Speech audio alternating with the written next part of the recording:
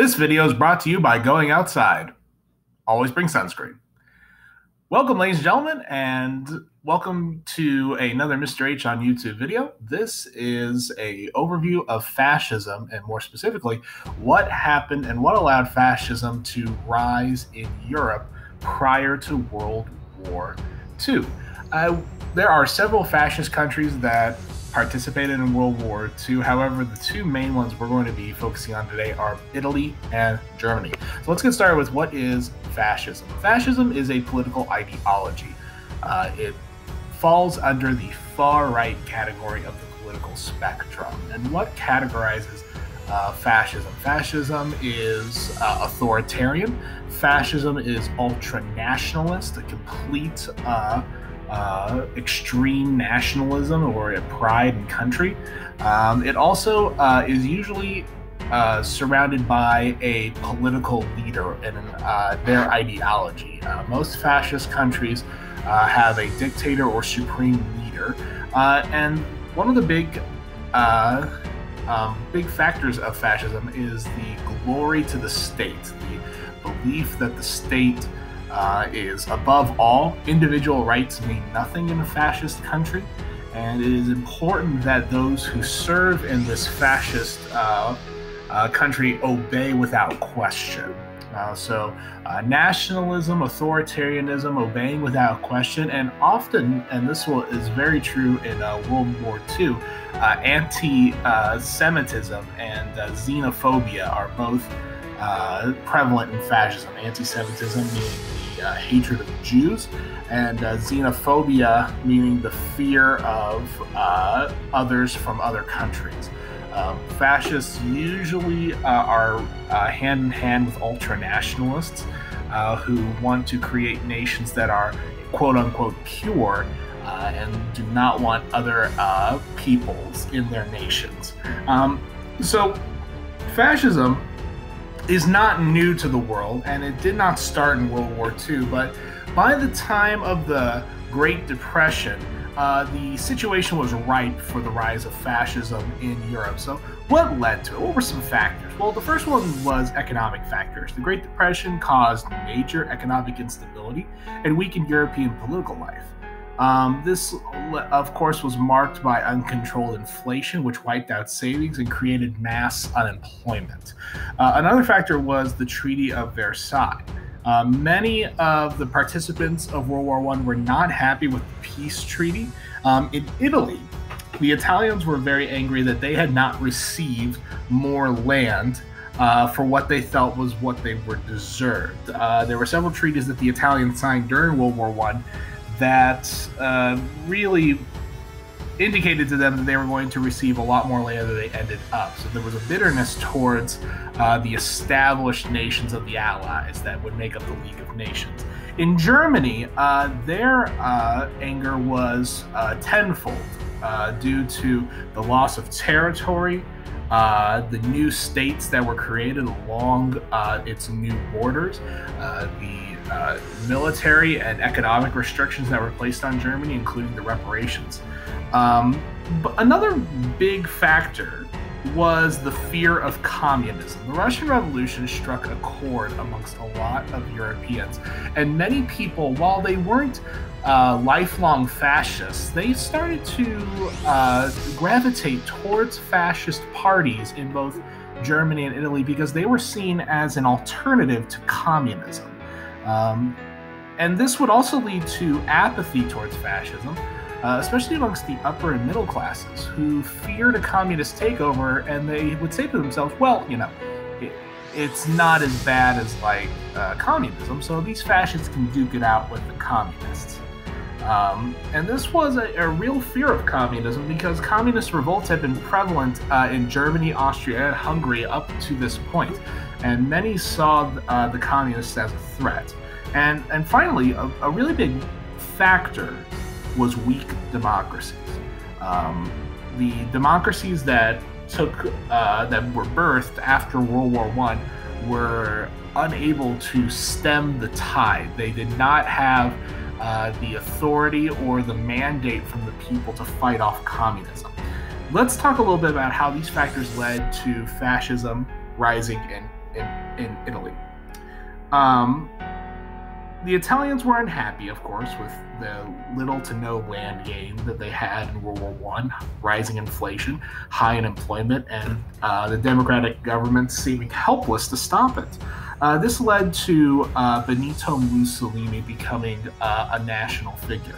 He had been a newspaper editor and politician who actually was part of the Socialist Party, but eventually he leaves it and forms the Fascist Party in Italy. And he plays on fears of worker revolts to get support from the middle and upper classes.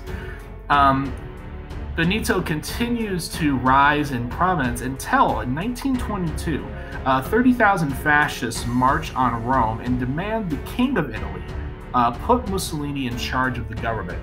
One thing to kind of know about Benito as a person is that he did not lead that march. He was actually in the north of Italy, ready to leave Italy if the march failed. So we can see maybe not the most brave of people. But regardless, Italy becomes a fascist country under the rule of Mussolini, who is renamed Il Duce, which means the leader. And he makes major changes. He abolishes democracy and outlaws all other political parties. He jails opponents. He allows government censorship of broadcast and publications, and he also outlaws strikes. This was seen as radical approach, but to the eyes of a lot of Italians, this was seen as necessary steps to stop even more radical elements from taking over. Of course, let's move to maybe the more famous fascist leader in World War II, and that is, of course, Adolf Hitler. Adolf Hitler had won the Iron Cross in World War I. He had been an out-of-work painter, having been rejected from the art school in Vienna.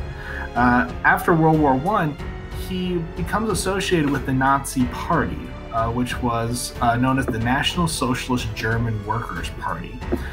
He becomes an organizer for them and develops a following due to his speaking skills. And eventually, by the mid-20s, he is chosen as the Führer, or the leader of the Nazi Party. Inspired by Mussolini's March on Rome, Hitler, in Bavaria, Munich, tries to seize power in 1923 in what's called the Beer Hall Putsch, in which Hitler and several Nazi collaborators hold several government officials hostage in a beer hall. This putsch is put down and all of those who were part of the Nazi Party are jailed. While in jail, Hitler writes a book called Mein Kampf, which is German for My Struggle. In it, he goes about talking about how Germans are a master race and are destined to conquer the world, that the Versailles Treaty was an outrage, that Germany was overcrowded and was in need of something called Lebensraum, which is German for living space. The book becomes a popular and bestseller in Germany. In fact, it becomes the #1 book sold in Germany at the time. He revives the Nazi Party after his release. Soon, the Nazis continuously win local elections. They become the largest political party. However, by the 1930s, they are not a majority. They never had a majority of the vote, and usually it was around 30 to 35% of the vote. But this didn't give them the lead in the Reichstag, which was the German parliament. Hitler is chosen as the chancellor by the president of Germany, and it's seen as a way of both placating those who support Hitler, but also kind of shunting him to the side so that he doesn't have too much power. However, Paul von Hindenburg, the president of Germany, dies within a few months, and Hitler assumes the office of the president as well, combining the two. And of course, this allows him to continuously gain power. Hitler bans other political parties, and his opponents are jailed. The SS is created. It's a protection squad loyal only to Hitler. He also creates The Gestapo is a secret police used to jail opponents. One of the main points of Hitler was anti-Semitism. He believed that the Jewish people of Germany were anti-German and were seen as subhuman. He passed several laws taking many rights away from Jewish people. This culminates within a few years in the violence that begins against them, the most notable being Kristallnacht, which is called the Night of Broken Glass, where Nazi mobs attack homes, businesses, and synagogues. This is only the beginning. As fascism begins to spread throughout Europe, these two nations, Germany and Italy, become the axis on which the fascist governments look for. Hungary, Poland, Yugoslavia, Albania, Bulgaria, Romania, Spain, eventually will all fall under the influence of fascist elements. And by the mid-1930s, the world's powerful countries are split between democratic and totalitarian governments. But what do you think? Comment below in Google Classroom with your own questions about this video.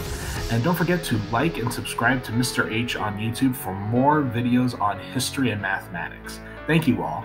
Have a good day.